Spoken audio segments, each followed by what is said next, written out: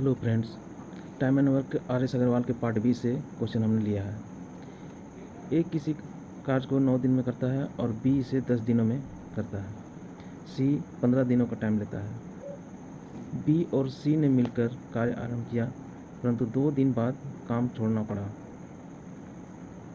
शेष कार्य को ए कितने दिनों में? तो तीनों का टोटल वर्क 90 हो जाएगा और प्रत्येक का कार्य करने की जो एफिशिएंसी है वो ए का 10, बी का 9 और सी का 6 हो जाएगा। तो बी और सी ने मिलकर कार्य किया, लेकिन 2 ही दिन के लिए किया। तो बी और सी 9, 6, 15 काम करता है एक दिन में, तो 2 दिन में 30 काम कर लेगा। और 30 काम जब ये कर लिया है तो शेष काम 60 बचेगा और उसे ए को करने के लिए दे दिया गया है। तो ए एक दिन में 10 काम करता है, तो 60 काम को 6 दिन में कर लेगा। नेक्स्ट में है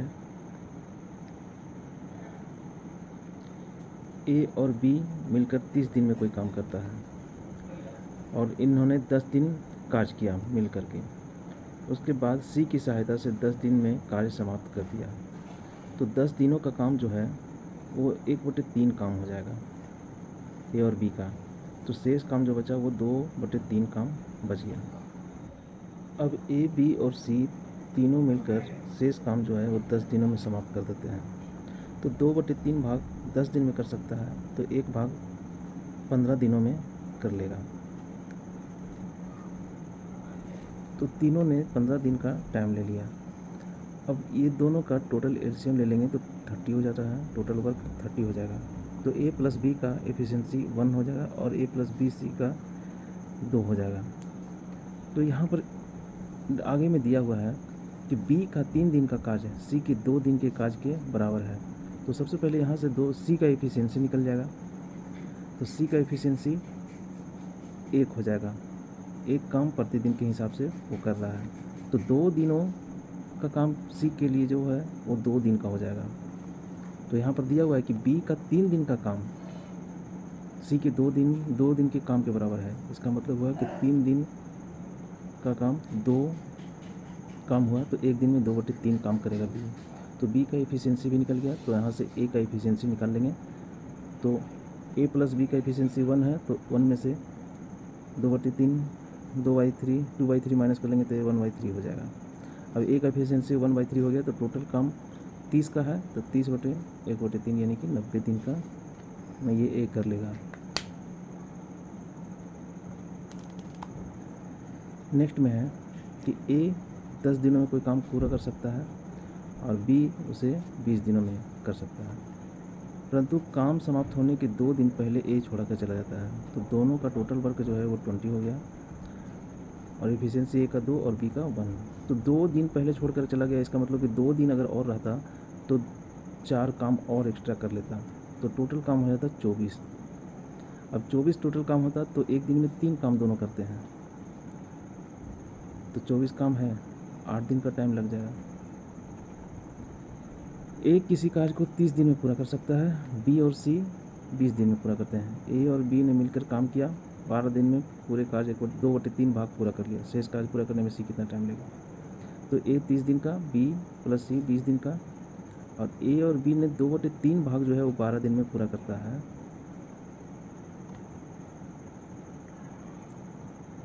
तो 2/3 भाग जब 12 दिन में करेगा तो एक भाग जो है वो 18 दिन का टाइम ले लेगा।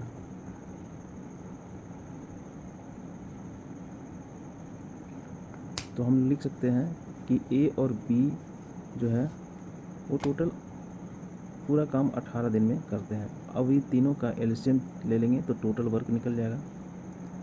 टोटल वर्क जो है, टोटल वर्क 180 हो जाएगा। तो ए का एफिशिएंसी 6 और बी प्लस सी का 9 और ए प्लस बी का 10। तो ए का एफिशिएंसी 6 है तो बी का एफिशिएंसी 4 हो जाएगा, और जब बी का एफिशिएंसी निकल गया तो सी का एफिशिएंसी 5 निकल जाएगा, क्योंकि बी प्लस और सी इक्वल टू 9 दिया हुआ है, निकल चुका है। तो देखिए 180 काम टोटल है और 2/3 भाग काम हो चुका है, तो उसका 1/3 ही भाग बचा हुआ है जो 60 होगा। और सी का काम करने का पता पूछ रहा है, तो 60/5 यानी कि 12 दिन। ए प्लस बी 12 दिन में करते हैं, बी प्लस सी उसी काम को 6.2/3 यानी कि 20/3 दिन में पूरा करते हैं। अब ये दोनों का एलसीएम ले लेंगे, तो इसमें हिचकिचाने का कोई ज़रूरत नहीं है। देखिए 12 और 20 का एलसीएम लेकर के 60 निकाल लेते हैं टोटल वर्क। तो एलसीएम का मतलब ये होता है कि ऊपर वाला का एलसीएम और नीचे वाला का एचसीएफ। तो 12 और 20 का एलसीएम और 12 के अगर नीचे 1 मान लिया जाए तो 1 और 3 का एचसीएफ 1 हो जाएगा, तो 60 हो जाएगा। अब ए प्लस बी का एफिशिएंसी 5 हो जाएगा और बी प्लस सी का 9 हो जाएगा, क्योंकि 20/3 दिन में 60 काम करता है, इसलिए उसका एफिशिएंसी 9 हो जाएगा।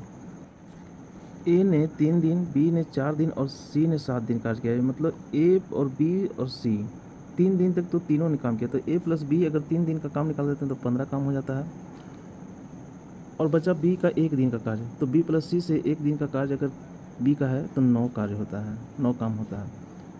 तो 3 दिन का इस ए प्लस बी का काम निकल गया और बी का 4 दिन का काम टोटल निकल जाएगा। तो 15 और प्लस 9 24 काम टोटल हो जा रहा है।